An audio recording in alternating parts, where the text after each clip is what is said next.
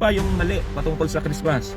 Ang sabi nga, pinaniniwalaan natin na Pasko ay para sa mga bata. So, sa Lucas chapter 2 verse 10, nung nagpakita ang anghel sa mga pastol at ibinalita ang pagsilang ng Panginoong Hesukristo, ang sabi ng anghel, meron akong magandang balita na sasabihin sa inyo na magdudulot ng malaking kagalakan sa lahat ng tao, hindi lang sa lahat ng bata.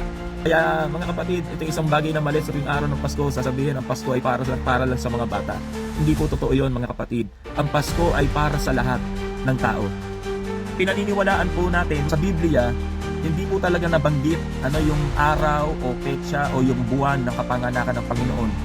So dahil maraming research na nagtuturo, ang araw ng Pasko ay hindi naman talaga December. So sapagkat meron silang mga basihan kung bakit hindi December.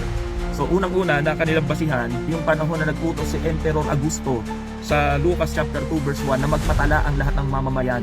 At yon ay ginagawa nila hindi sa panahon ng taglamig. Si Emperor Augusto ay hindi pwedeng mag-utos ng isang batas na magagalit ang mga tao sa kanya.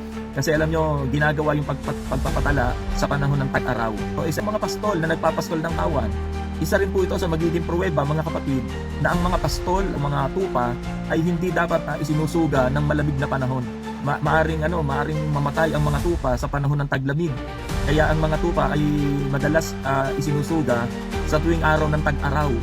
Meron pang isang paniniwala dito mga kapatid, sa panahon ng kapistahan ng tabernakulo o yung tinatawag na Sukkot o ipagdiriwang ng mga Israel sa panahon na yon na pinagdiriwang nila ang pista ng tabernakulo.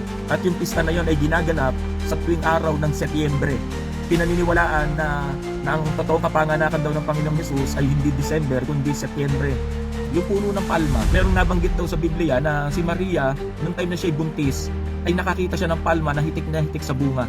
Yung palma ng dakiles o yung dates. At yung dates na yon, yung palma ay namumunga sa araw ng tag-araw.